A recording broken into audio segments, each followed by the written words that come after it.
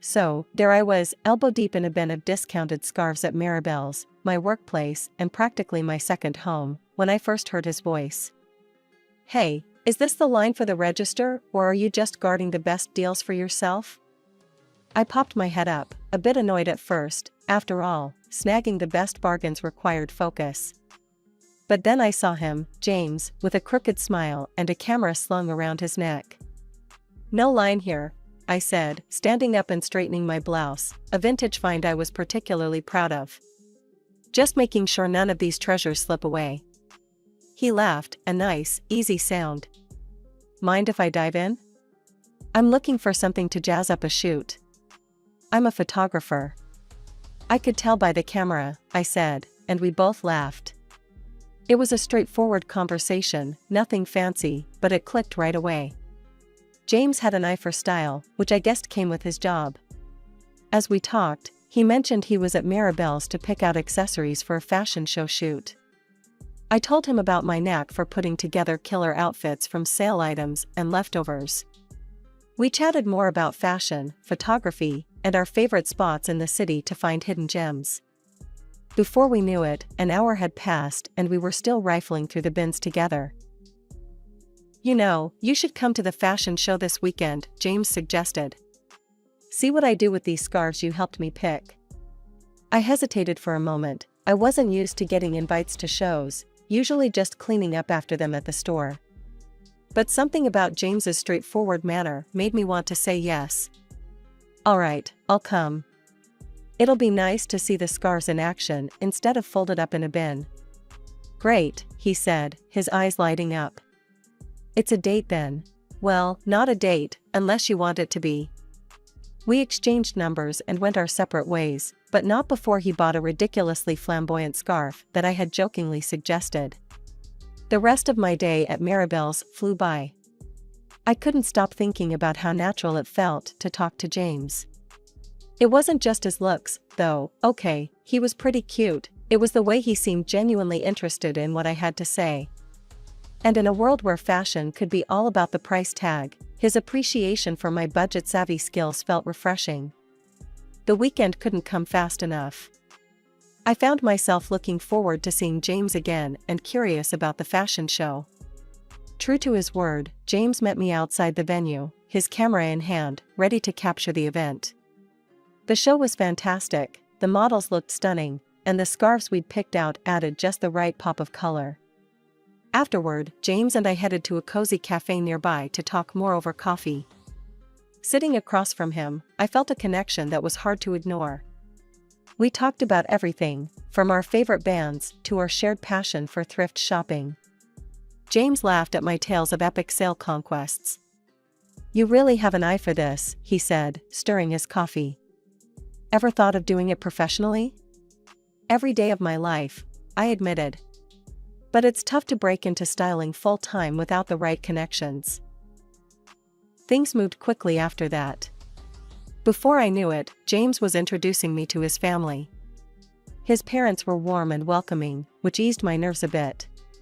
His mom, Linda, hugged me right away, and his dad, Mark, was all smiles as we sat down for dinner at their place.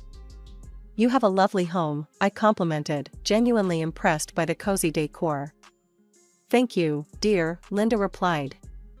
We tried to make it welcoming. Dinner was going smoothly until Claire, James's younger sister, walked in.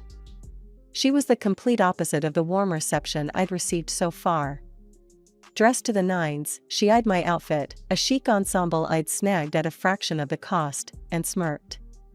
"So, you're the girl James can't stop talking about," Claire said, her voice dripping with a mix of curiosity and disdain. "I guess I am," I responded, trying to keep the atmosphere light. Our conversation was interrupted by Mark's compliment about my outfit. "You look wonderful tonight, Elise. James tells us you're quite the bargain hunter." Proudly, I said. "Thank you. Yes, I love finding good deals. Makes fashion more fun when it's like a treasure hunt." Linda nodded in approval, but Claire just rolled her eyes. I couldn't stand wearing something so economical. I prefer the finer things in life, not leftovers from a clearance bin. Mark frowned slightly at his daughter's rudeness. Claire, you could learn a thing or two about saving from Elise here. Oh, please, Claire scoffed. I'm not about to pinch pennies and miss out on the best. Life's too short for second-hand silk. The table went quiet. I felt my cheeks burn with embarrassment. James, meanwhile, just gave Claire a weak smile and didn't say a word. It stung that he didn't stand up for me. After dinner, as we were leaving, I couldn't hold back any longer. James, why didn't you say anything? Your sister was outright rude. He sighed, a look of discomfort crossing his face. Look, Elise, I know Claire can be a bit much, but she's my sister. I have to stick by her, you know? But sticking by doesn't mean you let her walk all over me, or anyone, for that matter, I countered, frustrated. James ran his hands through his hair. It's complicated. We've always been close, and I don't want to stir up drama. Let's just ignore her comments, okay? I nodded, not quite satisfied but willing to let it go for the moment. However, deep down, I knew this was something we'd have to address sooner or later. If things were going to move forward with James, he needed to know that I wasn't just going to roll over and take that kind of treatment, not from Claire or anyone else. Things with Claire went from bad to worse after that dinner. It was like she had it out for me, finding every opportunity to dig into my lifestyle and choices. One sunny afternoon really highlighted the tension between us. I was on my way to check out a sale at a high-end boutique when I heard someone call out in a loud, mocking tone. There she goes, bargain bin queen herself. I turned to see Claire, flanked by her usual entourage, sneering at me from across the street. Her friends joined in with laughter, obviously enjoying the show. Yeah, headed to snatch up another glamorous discount? Claire added, her voice dripping with sarcasm. Keeping my composure, I responded with a calm and clear voice. Actually, yes.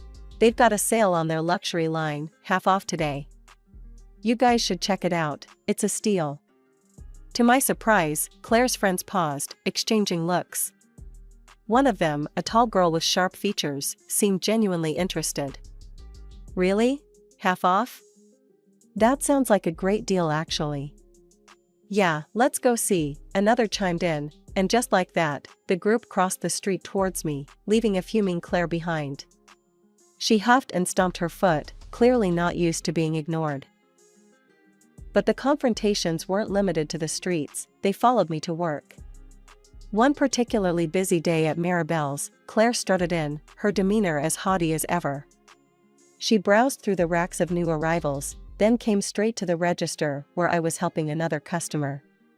Hey, I need a favor, she said loudly, cutting off the person I was assisting. Can you give me a discount on this? She asked, holding up a sleek, expensive-looking dress from our latest collection. I'm sorry, Claire, but that's a new arrival. We don't have discounts on the latest collection, I explained, trying to keep my professional tone. Come on, Elise. We're practically family. You can make an exception, she insisted, her voice edged with entitlement. That's not how it works, Claire. I can't give discounts at my discretion, especially not on new stock. Her face turned a shade of red, and her voice rose. That's ridiculous. You're just being difficult because you don't like me. I'm going to talk to James about this. Feel free to do so, but our store policy won't change, I replied firmly, handing her back the dress. She threw the dress onto the counter and stormed out, muttering about how unhelpful I was and how she'd make sure her brother knew about my poor attitude. True to her word, James called me that evening, his tone frustrated. Elise, my sister came home really upset today. Why wouldn't you help her out? She just wanted a little discount. James, you know I work in retail. I can't just hand out discounts. It's against store policy, and it could get me in trouble, I explained, trying to keep my voice steady despite my growing annoyance. But she's my sister. Can't you just make an exception this once? He pressed. No, James, I really can't. It's my job on the line. You wouldn't want me to compromise my work, would you? I countered. We ended the conversation there, but the issue remained unresolved. The constant tug-of-war over Claire's expectations and my refusal to bend the rules was straining not just my relationship with her, but with James as well. After the discount debacle, I did my best to keep my distance from Claire, but family dinners made that nearly impossible. At each gathering, she seemed more intent on flaunting her latest conquest, a wealthy guy she'd started seeing. She'd throw around comments about the lavish lifestyle she was expecting, each one feeling like a tiny jab at my more modest ways. During one such dinner, she was bubbling over with details about her upcoming wedding plans. "Oh, you wouldn't believe the size of the diamond he's getting me. It's simply massive," she boasted, making sure everyone at the table could hear. James, sitting next to me, chimed in with genuine enthusiasm. "Yeah, sis, make sure you snag that guy before he realizes you're way out of his league." He laughed, nudging her playfully. The conversation drifted to other topics, but the undercurrent of Claire's bragging lingered. It was clear she loved the spotlight. Meanwhile, James turned to me with a softer expression once we were alone in the car. "You're quiet tonight. Everything okay?" he asked, reaching over to squeeze my hand. "I'm fine, just thinking about our own plans," I said, forcing a smile. His eyes lit up. "Speaking of which, I've been meaning to ask you." He trailed off, and I felt my heart skip a beat as he pulled a small box from his jacket pocket. "Elise, will you marry me?" he said, opening the box to reveal a beautiful, simple ring that was perfectly my style. Tears sprang to my eyes, not just from the joy of the moment, but also from relief. "Yes, James, of course, I will." We spent the next few months deep in wedding planning. I threw myself into every detail, designing the style of the celebration with a keen eye. I ordered a special wedding dress with a large bow, something unique and stunning. I sketched and planned each aspect of the decor, from the photography areas to the table settings, ensuring everything followed a cohesive, elegant theme. At home, I spread out my designs on the living room floor, poring over fabric swatches and invitation samples. James watched, impressed with my dedication. "This is going to be incredible, Elise. You have such a great eye," he said, leaning over to examine a sketch of the archway I designed. "I just want it to be perfect. I want our guests to feel as special as we will on that day," I replied, my eyes scanning the room, imagining how it would all come together. We kept all the plans and sketches in a folder at home, a folder that became more stuffed with ideas and confirmations as the days went by. Every now and then, James would flip through it, nodding approvingly at my latest additions or suggesting little tweaks. Things started to feel rushed when Claire announced her wedding date, which was suspiciously set for 2 months before mine. I couldn't help but think she was trying to upstage me. Meeting her fiance, a polite guy from a wealthy background, I figured he didn't really know what he was getting into. He seemed nice enough, but oblivious to Claire's competitive streak.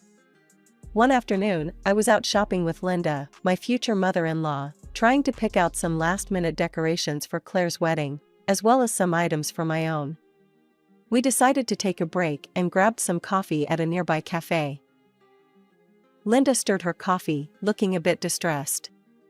"I just don't understand Claire sometimes. She's leaving everything to the last minute. It's like she doesn't care about the details at all." I nodded, sipping my own coffee. "Yeah, it's a lot to pull together a wedding." Linda gave me an awkward smile. "I hate to impose, especially with your own wedding coming up. But maybe you could give her some advice? She seems to respect your style, even if she doesn't show it." "I can try," I said, though the thought of working closely with Claire on anything filled me with dread. The opportunity came up at a family dinner later that week. The atmosphere was tense, as usual, thanks to the underlying rivalry that Claire seemed keen on fostering. During dessert, Linda brought up the topic. "Elise has been doing such a wonderful job planning her wedding," Linda began, casting a meaningful glance my way. "Maybe she could give you some tips, Claire?" Claire, who had been halfway through bragging about her honeymoon plans, paused and looked at me. Her expression was hard to read. "Thanks, but no thanks, Mom. I've got it covered." Relief washed over me, and I quickly chimed in. "Of course, whatever works best for you." Yeah, I want my wedding to be unique, you know? Not like anyone else's, Claire added, a bit pointedly. The conversation moved on, but the jab lingered in the air. I just shrugged. If Claire wanted to take on everything herself, that was fine by me. Less drama to deal with. As the days ticked down to Claire's wedding, I threw myself into finalizing my own plans. My days were filled with calls to vendors, fittings for my dress with the large bow that I adored, and meetings with the decorator to ensure every detail was perfect. The moment I arrived at Claire's wedding venue, my heart sank. It was like walking into a mirror image of the wedding I had been planning for months. The floral arrangements, the decor, even the small touches I'd prided myself on choosing were all there, as if lifted straight from my sketches. Can you believe this? It's all so gorgeous, Linda exclaimed, completely unaware of the origin of the designs. I barely managed a nod, my eyes scanning the setup. It was more than just resemblance, it was a carbon copy. My mind raced, trying to understand how this could have happened. Then, Claire and her fiance made their entrance, and my breath caught in my throat. She was wearing the exact dress I had custom ordered, down to the last detail, and clutching the bouquet I had so carefully designed. The sight was a gut punch. I pulled my phone out and dialed James, my hands shaking. James, where are you? We need to talk. Now. He picked up, his voice strained. Hey, I'm at the back with the guys. What's up? How could Claire's wedding look exactly like what we planned? The decorations, her dress, even the flowers, how, James? There was a pause, a moment of silence that felt like an eternity. Elise, it's all a misunderstanding. You're overthinking it. Overthinking it? I could hardly believe what I was hearing. I needed answers, and I needed them now. Ending the call, I marched over to where Linda was standing with Claire and her groom, just as another relative was gushing about the decor. It's just stunning, Claire. The creativity here is amazing. How did you come up with all this? They asked, their voice filled with admiration. Claire glanced at me, her smile faltering for a moment before she regained her composure. Oh, you know, I've been planning this for months. Wanted to keep it a surprise. I couldn't hold back. Really, Claire? When did you start planning? Because it looks exactly like the plans I have at home. The ones I showed to James. The area went quiet. Heads turned. Claire's face turned a shade of red, but it was James's reaction that caught my attention. He hurried over, his expression pleading. Elise, let's not do this here. It's her big day, he whispered, trying to lead me away by the elbow. Ignoring his attempts, I pressed on. No, James. I want to know why my wedding, our wedding, has been replicated here today. Linda, looking between us, finally spoke up. What's going on? Elise, are you saying these are your ideas? Yes, I said firmly. Every single one of them. And the dress. That's my dress, the one I chose for our wedding. The crowd murmured, and Claire's husband looked between us, confusion written all over his face. James finally spoke, his voice calm but cold. Elise, the wedding is months away. I thought it wouldn't matter. Claire liked the ideas, and it saved money. The guests watched, some with open curiosity, others with discomfort. Linda looked devastated, her hands covering her mouth. I stood there, the weight of the betrayal sinking in. Not just Claire's, but James's, the man I was supposed to marry, who had so casually handed over my dreams to appease his sister. James, how could you think it's okay to give my wedding dress to your sister? I demanded, my voice sharp enough that it drew more eyes toward us. It's just a dress, Elise, he replied, his tone dismissive, which only fueled my anger. You can wear it again, and no one will remember by the time we have our wedding. It's not a disposable item. My shock at his response was palpable. Not disposable? That's not the point, James. It's about respect, about the promises we made to each other. How could you disrespect me like this, for her? I gestured toward Claire, who stood a few feet away, a smug smile playing on her lips. Seeing my distress, she couldn't resist gloating. I just wanted to look beautiful today, and I did. Thanks for the dress, by the way. It's nice to know I'll wear it before you do, makes it extra special, doesn't it? Her words were like a slap in the face. The crowd murmured, some in shock, others unsure of where to look. I'm not doing this, James. I can't marry someone who thinks so little of me, someone who sacrifices my happiness for his sister's whims, I said loudly, my voice steady despite the turmoil inside. Before he could respond, his parents stepped forward. Linda looked heartbroken. Mark's face was set in a hard line of disapproval. James, what you did was wrong. You should have stood by Elise, not undermine her, Linda said, her voice tinged with sadness. Mark chimed in, his tone harsh. And Claire, we are ashamed of your actions. Stealing someone else's ideas, gloating about it. That's not how we raised you. Finally, the groom's parents, who had been quietly observing, spoke up, their words grave and full of disappointment. You can't start a family life based on lies, Claire's future father-in-law stated sternly. Hearing this, Claire lost any semblance of control. I don't care about any of you. I'll do what I want, she screamed at her in-laws, her voice shrill and filled with defiance. It was the last straw for her groom. He stepped up to the microphone, his voice loud and clear. I can't do this. I can't marry into deceit. He looked directly at Claire, his decision firm. I'm sorry, but there will be no wedding today. The reaction was immediate. Claire's face crumpled, and she started yelling at him, at her parents, at anyone who would listen. James, ever the peacemaker, tried to soothe her, but the damage was done. His parents looked on, dismayed and disappointed. This is all your fault, Elise. James spat out, his words laced with blame. You ruined my sister's wedding day. No, James, I said, my voice calm but cold. Claire ruined her own wedding day. And you chose not to see what was happening because you didn't want to upset her. I walked out, not looking back, the sound of arguing fading behind me. As I stepped outside, the cool air felt like a balm. I was free from the twisted loyalties and deception that had marred what should have been a joyful occasion. Breaking up with James was like ripping off a band-aid. It hurt like hell at first, but it was necessary for healing. After the disastrous end to Claire's non-wedding, I realized I couldn't just let it all slide. There were too many expenses piled up, too many plans trashed, because of what James did. So, I got myself a lawyer. The day of the hearing, the courtroom was tense. The judge called the session to order, and my lawyer laid out the case, presenting receipts, contracts, and testimony from various vendors. But the turning point came when Linda, surprisingly, agreed to testify. Her presence gave me a jolt of confidence. Linda, can you tell the court about the events leading up to the wedding that didn't happen? My lawyer asked.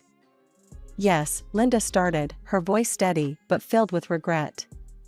My son gave his sister the wedding dress and decorations that were meant for Elise's wedding. It was done without Elise's consent. I was very disappointed. And in your opinion, did this action directly affect Elise's decision to cancel the wedding? The lawyer continued. It did. It was the last straw for her, and honestly, I can't blame her, Linda replied, casting a sad glance my way. The judge nodded, jotting down notes. James's lawyer tried to paint it as a minor misunderstanding, but the evidence was overwhelming. After a long deliberation, the judge ruled in my favor. The court finds for the plaintiff. It is clear that the actions of the defendant led directly to the financial losses and emotional distress suffered by Ms. Elise. With the compensation I received, I did something I should have done years ago. I enrolled in a stylist course specializing in wedding fashion. The money helped me quit my job at Maribel's, giving me the freedom to focus entirely on building my dream career. Months later, my phone buzzed with appointment requests and messages from clients. My services were in demand, my ideas fresh and respected. One afternoon, while arranging some portfolios, my phone rang. It was Linda. Elise, I just wanted to say. I just wish things could have been different, you know, with James and everything. Me too, I said, though part of me wasn't sure. If not for that disaster, I might never have found my true path.